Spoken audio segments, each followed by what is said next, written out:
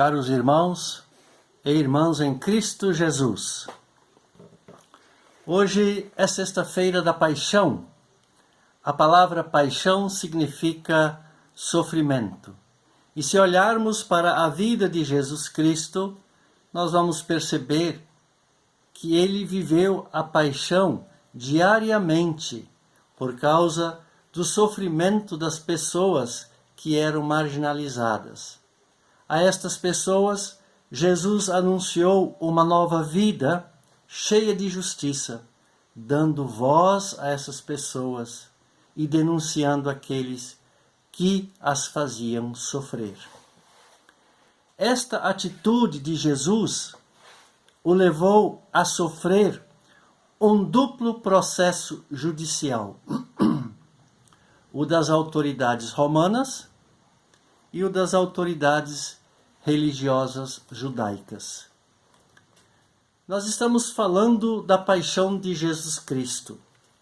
Só que ela não deve ser para nós um ato que aconteceu em um momento histórico da humanidade. Ainda hoje, Jesus sofre horrores da cruz por causa de tanta gente que sofre, de tanta gente que não consegue ter uma vida digna e justa. Jesus sofre quando a vida digna e justa, o amor e a misericórdia são negados.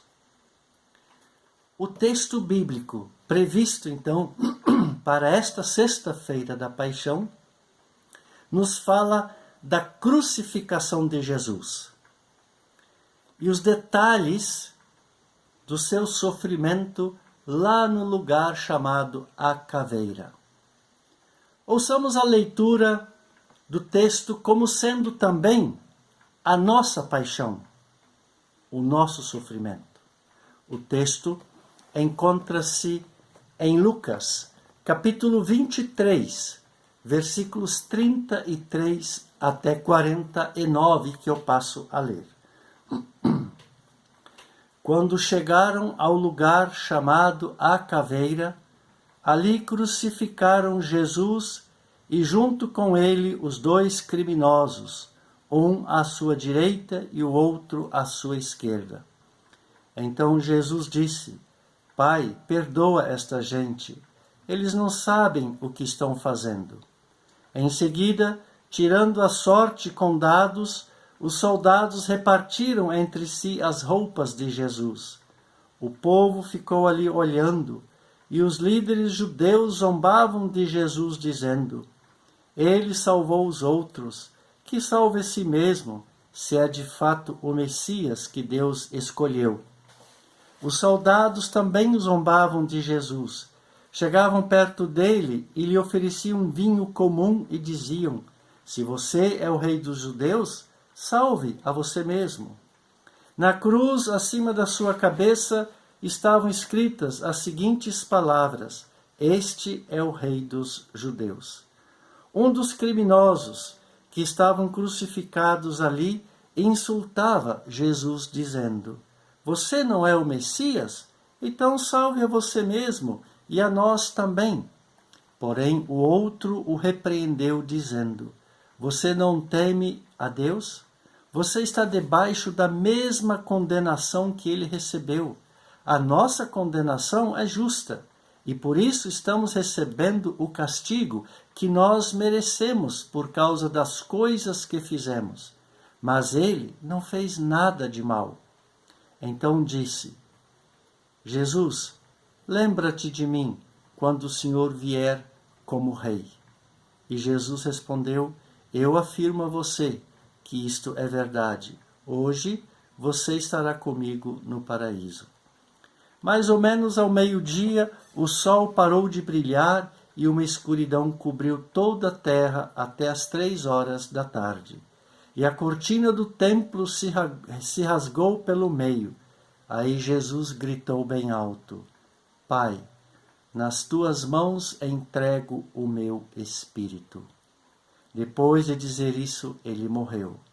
Quando o oficial do exército romano viu o que havia acontecido, deu glória a Deus, dizendo: de fato, este homem era inocente. Todos que estavam reunidos ali para assistir àquele espetáculo viram o que havia acontecido e voltaram para casa batendo no peito em sinal de tristeza. Todos os amigos de Jesus e as mulheres que o tinham seguido desde a Galileia ficaram de longe, olhando tudo aquilo. Até aqui a leitura do nosso texto. Há uma semana, caros amigos e amigas, quando Jesus entrou em Jerusalém, o povo que o acompanhava gritava: Hosana! Que Deus abençoe aquele que vem em nome do Senhor. Agora, pendurado na cruz, revelando toda a sua agonia, as pessoas ali na crucificação passaram a debochar dele. Pediam que se salvasse a si mesmo, se é o Messias, se é o Rei dos Judeus. Para eles, Messias e Rei devem usar o poder para o próprio bem, pois são autoridades máximas. Para eles, Jesus deveria usar o poder para o seu próprio bem. Também hoje, Jesus sofre escárnio e é zombado quando não conseguimos, por exemplo, definir as causas de tanta dor, tanto sofrimento entre nós. Quando não conseguimos entender a razão que leva alguém, por exemplo, a tirar a própria vida ou então tirar a vida de outra pessoa. As causas que levam tanta gente a se envolver no narcotráfico. Não podemos ser apenas espectadores, vendo um espetáculo, assim como algumas pessoas do nosso texto. Jesus sofreu escárnio. Quando todos achavam que haviam destruído Jesus, que agora ele não poderia mais interferir nos interesses dos poderes da sua época, ele, Jesus, começa a agir, mostrando que ele é realmente o Messias, ou melhor, o próprio Deus. Assim como ele falou diversas vezes para os seus discípulos. Jesus quebra a lógica do salvar-se a si próprio para salvar os outros. Com isso, ele denuncia aqueles que têm o dever de cuidar do bem-estar das pessoas. Assim, ele revela o seu infinito amor e a sua entrega em favor da vida digna e justa para nós, perdoando e nos recebendo em seus braços, se solidarizando com as nossas paixões. Mesmo na cruz, caro amigo e amiga, Jesus desce até a nossa situação e olha para dentro do nosso coração e nos acolhe, revelando o coração misericordioso de Deus. E isso nós podemos ver em 3 casos no nosso texto. Primeiro, Jesus começa a conversar com um dos criminosos, prometendo que ele estará com Jesus no paraíso. O criminoso ou malfeitor, em sua fala, demonstra que confia em Jesus. Ele vê em Jesus o verdadeiro Messias, que salva e liberta. Por isso, pede que Jesus se lembre dele quando estiver no seu reino, no céu, no paraíso. Jesus lhe conforta, prometendo que ele estará com ele no paraíso. Mesmo na cruz, Jesus abre as portas do céu para todas as pessoas, mostrando que a vida eterna está em suas mãos. A cruz, que era para ser derrota, torna-se o broto de uma nova vida. Jesus deixa de olhar para si e olha para os outros, olha para nós.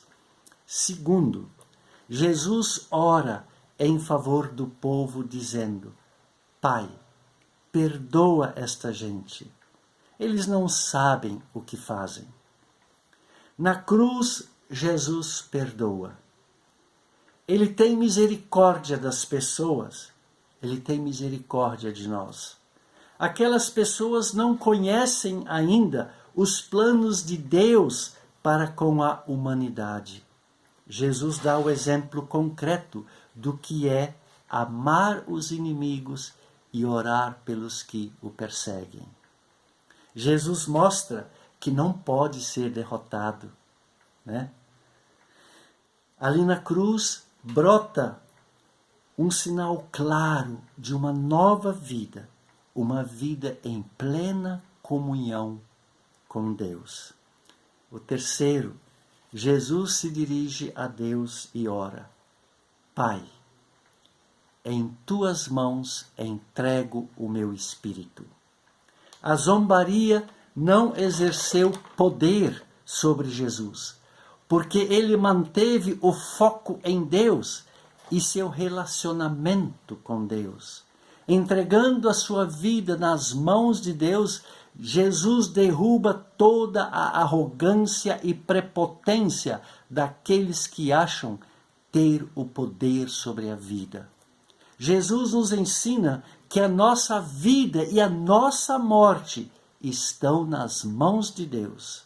Por isso, ninguém tem o direito de privar ou tirar a vida do outro. Entregando sua vida ao Pai, Jesus nos mostra a sua confiança e a sua dependência do Pai. Ele restabelece a comunhão entre Deus e a humanidade. A morte de Jesus, meu amigo e minha amiga, não é o fim, mas é o início de uma transformação. E esta transformação nós também vemos em 3 casos no nosso texto. O véu do templo se rasgou, mostrando que Deus não é mais exclusividade só para alguns. Ao rasgar-se o véu no templo, nos é revelado que o Deus que deve guiar as pessoas não pode ser um Deus que condena e crucifica, que leva ao sofrimento.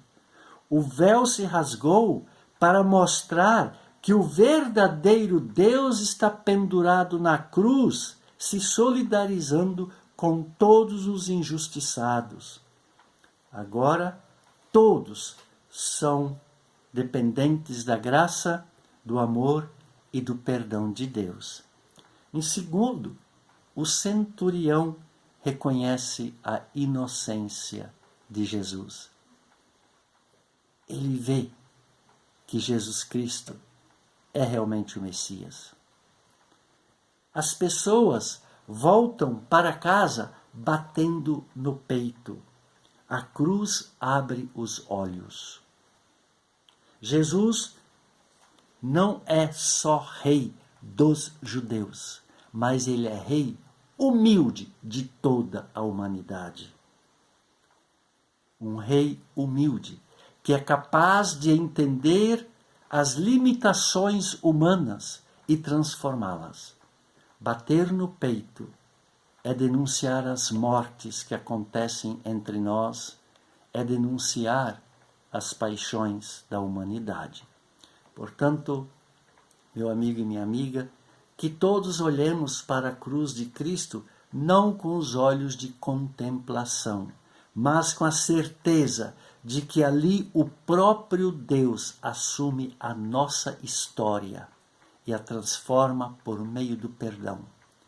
Que a cruz de Cristo nos anime a olhar com olhos de denúncia para as cruzes de hoje, que nos solidarizemos com os sofridos de hoje. Amém.